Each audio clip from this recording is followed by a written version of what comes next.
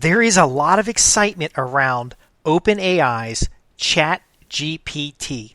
I've seen so much talk about it online, on YouTube, on the different channels, and they're even talking about it as replacing copywriters and marketers. In today's podcast, I'm going to cover Chat GPT as a kind of administrative assistant. Kind of how does it help you make better and strategic decisions, as well as some drawbacks with the platform. I'm Justin Hitt with Inside Strategic Relations. Now, we talk about critical thinking and we talk about the intelligence of individuals to make strategic decisions. What you see online, as far as people talking about the OpenAI platform, specifically GPT-3, which is an artificial intelligence environment where you can essentially ask questions or have conversations with the AI, and you're going to get back very interesting information. Now, I'm going to talk a little bit about language patterns. I'm going to talk a little bit about how humans think and how what you're seeing come back from the AI platform is not as good as you think it is, but it is a time saver and will certainly take you to the next level when it comes to getting things accomplished. The majority of examples you're going to see are asking the AI platform to provide stories, or it's going to ask simple logical questions like, tell me about Albert Einstein, or let's have a conversation in the voice of Albert Einstein. What I've been able to determine so far with a beta account is that the system itself is tending to give you responses that are going to be liked by you. They're responses that are highly likely to be considered accurate and useful for the purpose of the interaction. So if you're asking it to write a poem, it is going to give you the very best poem it can give you based on the prompts that you provided. Now, what this means is that your prompts matter more than the results that you're getting, because it will always give you something in reply. So this is important to understand. It's like talking to somebody who has access to a lot of information, but who is too embarrassed to tell you they don't know the answer. Now, if you ask a question in an off-limits area, it will tell you that it can't answer the question. If you ask a question that has to do with something more recent than the data set that is provided, then it will tell you it can't find the information.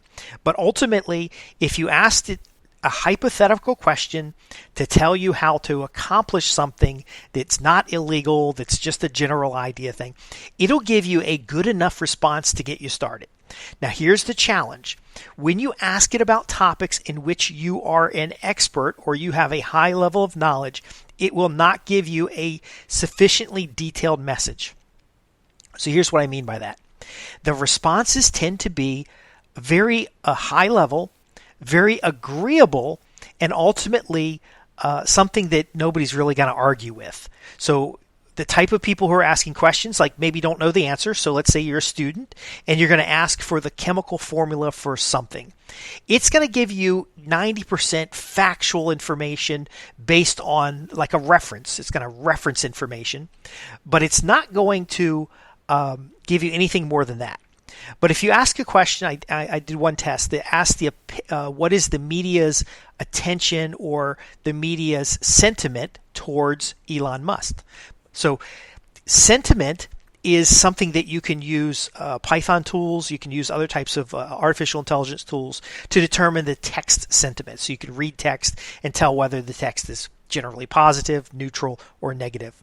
So I asked the system to tell me what is the media. So media is a very generic group, but there are websites that are categorized as media. So part of my question is asking it about a easy to find category. Then the sentiment, which is something we know we can scan text to determine. I said, okay, tell me what the sentiment is. And then I asked for the reasons why. So it came back and said that the news is, and now here's the variable part, it says that it was negative and positive towards Elon Musk. That's why I asked for the specific examples. And by the way, if you want to talk specifically about how do we ask really good questions, because this is what you've got to do to get decent results. You've got to ask really good questions. But I didn't take its word for it. It said it's good, it's bad. What are some of the reasons? When I asked specifically what are the reasons, it cited that the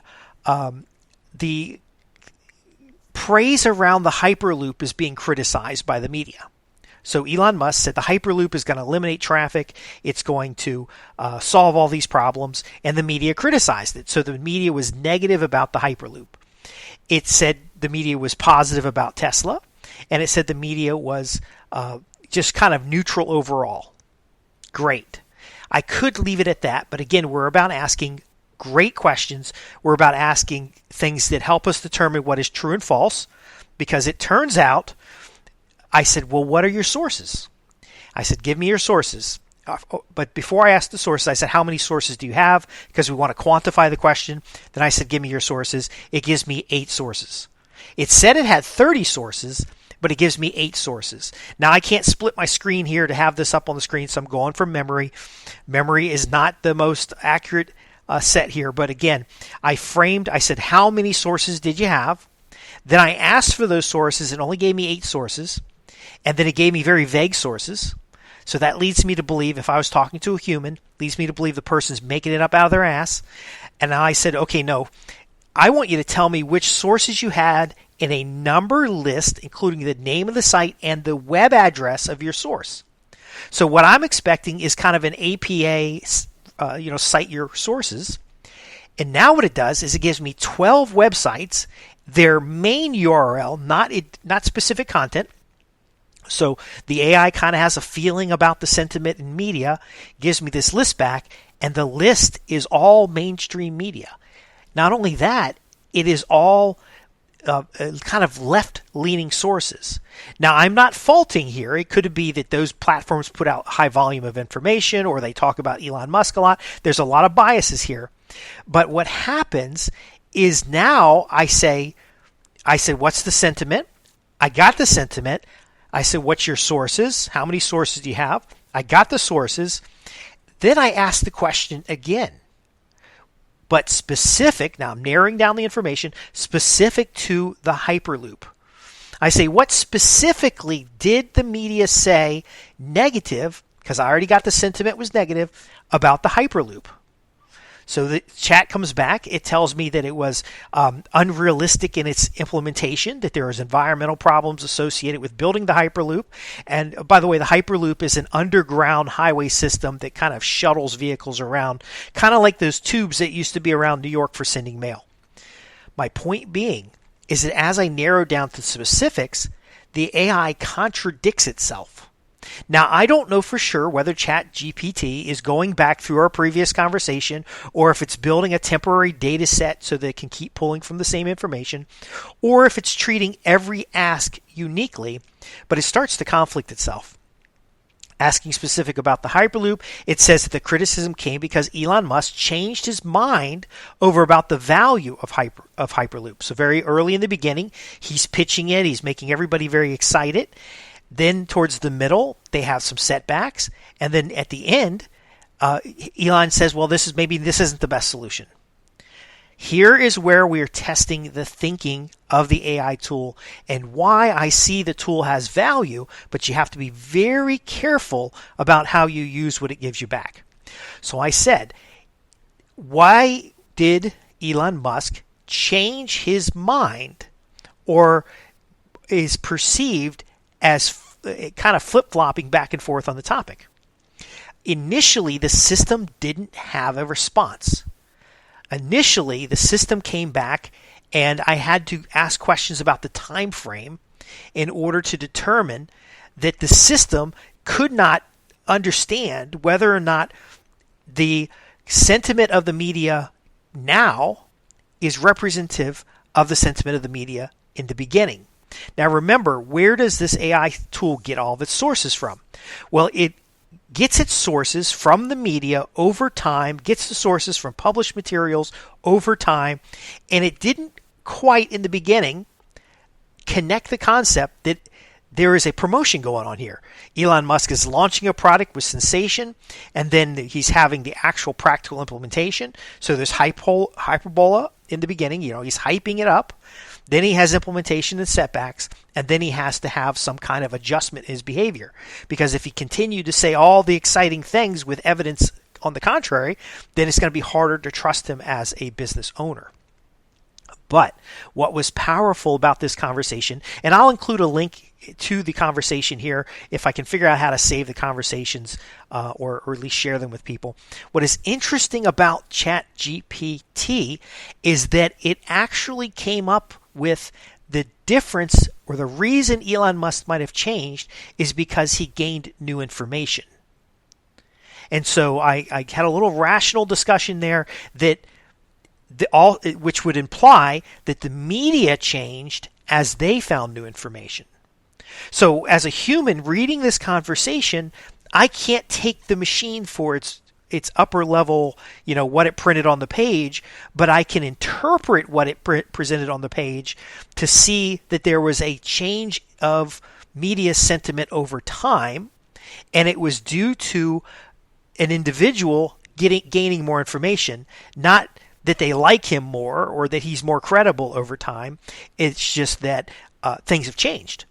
Now, the machine could not or didn't expressively show me that it understood the thing had changed. But here's the valuable part of this. If you need 5 sales hooks for a product, and you can succinctly describe your customer, describe the product, and describe the concept of a sales hook, it will give you 5 good sales hooks. They will be better than anybody you can just hire off the street initially, but you'll still have to take it to the next step. If you want to get the sentiment of a public figure, it's a little bit differently. Even though we have tools that can scan the material, the AI platform itself has a limited pool of sources. So Elon Musk could be running a Ponzi scheme for all I know. And he could be running a new business. It doesn't matter. It's always going to start out with some kind of hype. It's always going to have an adjustment period because you're implementing things and you're going to have setbacks and stuff that are not necessarily that individual's fault or even responsibility, and especially as the spokesperson of an organization. And then you're going to possibly have a change in decision, which isn't necessarily a judgment on their character, but more importantly could present their ability to adjust their focus based on new information. On the surface, the conversation from the Chat GPT doesn't pick up those nuances. So let's go back to the product example. If you have a product that says, please provide 5 sales hooks for a newsletter that is written for freelance copywriters and marketers, it's going to give you 5 items. But if you change the product and the person, so the nouns in the text, you're going to get 5 new sales hooks that are very similar to the previous. So for example, if I say, give me 5 sales hooks for a newsletter for copywriters, and then I say, give me 5 sales hooks for, and you have to do these in different sessions, by the way, to see this. Give me 5 sales hooks for a sports drink for athletes. Both sets of responses will be structurally similar. So the AI is using patterns, and then what will be different about them is nuances that are characteristic of the subject matter. So the product and the person. If you know this is happening, and if you know the system is trying to please you, which logically it would, because the OpenAI platform is making this available for free for research purposes, which I'm going in there and I'm testing all kinds of stuff to see if the machine is actually thinking or if it's just using patterns and using the machine learning items that I've seen in other environments. But ultimately, they're going to try to please you so you'll be happy with the response so that you'll subscribe to the service and you're not likely to do these variable tests. So let me summarize here because it's very important that you understand. I'm very neutral towards this platform. I think it's going to make an excellent administrative assistant tool in the analogy of you being a subject matter expert and you hiring some kid off the street to help you organize your day. For any factual research, it is going to be extremely accurate, assuming you ask really good questions. So if you have a vague question, you're going to get a vague response. But if you ask a specific question, it will deliver to you facts and figures that are extremely valuable. This will kill search engines. Okay, so if you want to know the atomic weight of oxygen, and you want to know the some facts about something in history that's not really disputed, you will get those answers immediately. There's no need to go to any search, any web pages. There's no need to read anything. Its response is clear enough to answer your question. But if you're asking it to create sales copy, if you're asking it to persuade somebody, if you're asking the sentiment-related items or the feelings of something, or what do you think so-and-so might do in this situation, you're going to get very vague answers that are patterned, and I really believe they're designed for you to be approving of the platform. Now, there's nothing wrong with that, of course, because it is a very interesting concept that can back in customer service. So again, if someone's contacting a company and they say, hey, where's the manual for such and such? There's only one answer. There might be a clarification question, but there really is only one answer. If you have a situation where you want to know about a historical event, you want to know about general news coverage, you want to know about name me 5 sources of information about how to smile more and be happy, it will find you 5 sources. But if you don't take that second step and validate the information and test what has come to you, you will get very generic stuff that somebody who knows what they're talking about will realize you don't know what you're talking about. So it's extremely powerful. You can probably hear the excitement in my voice, but I think this beats a general personal assistant. So the OpenAI platform, I love to be able to incorporate it in some tools, and I've seen it incorporated in a few tools. But just the Chat GPT itself, I'm able to ask it well-formed questions. I try to keep it in a small paragraph, maybe 25 words at the most, and it gives me pretty good responses. However, it takes a whole conversation to get a body of work that is useful. So if you ask a really quick question, you're going to get a response that sounds good. It's going to be exciting. It's going to be, it's going to feel like something's happening. It almost feels like the machine is listening to you. But if you ask to verify context, or to, what sources did you use, or how did you approach that response, you're going to start seeing its conversation fall apart. That's okay, though, if you're collecting information, if you're just getting a first draft together. But it's not okay if you're looking for an answer that you can action on. So there's a little bit of cognitive bias here that you need to make sure doesn't trigger, that you have to know you're not getting the best answer that's available. You're getting an answer, but not necessarily the best answer for your situation, because again, you may not have asked a really good question. There may be unknowns. There may be information that is not available to the AI. I asked the question and it gave me an answer, and then I asked, what information have you not provided that might be useful for somebody who wants to achieve X? And the answer that came back was only the one part. It was only what do people need to know that has to do with X, and it repeated information from the previous. So it didn't necessarily know that it already told me something, and it's telling me it again because it makes the answer sound really good. I've also been able to fake the machine out by telling it my audience. So if I say a generic audience like a person, I'm going to write a newsletter for a person, it will give me the patterned response. And then if I say, oh, that person is so-and-so, it'll give me almost the same response with that other person is just replacing the person name. It gives me a little bit more context, but it's not significantly better information. I'm really excited about the platform, and I think it's going to be a useful tool. And I don't know that it needs... I think it's actually being put out for free so that it can get the practice with real people, and hopefully they're using the feedback. I would like to have the ability to tell them what my test case is before I go and test the tool, because I am legitimately testing it for logic and usefulness in the strategic relationship world. But ultimately, OpenAI.com is the website, and you can sign up for Chat GPT while it's still open. I would pay to use the tool because it was useful for what I needed to do. But go beyond the fun exercises people are doing and actually put it to the test in topic areas you already know the answer. So ask it a question in which you already know the answer, because that's more revealing as to what it's actually doing. It's not like they got people on the other side answering your question, but it's not as smart as it seems to be. But that's okay for some type of work.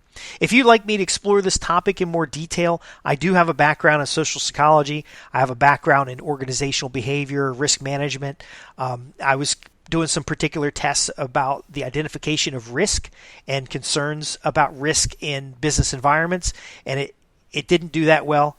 But ultimately, this is a valuable tool, and I encourage you to take a look at it. I'm Justin Hitt from Inside Strategic Relations, and I'd like to thank you for being a part of our newsletter that helps knowledge workers and professionals transform business relationships into profits guaranteed.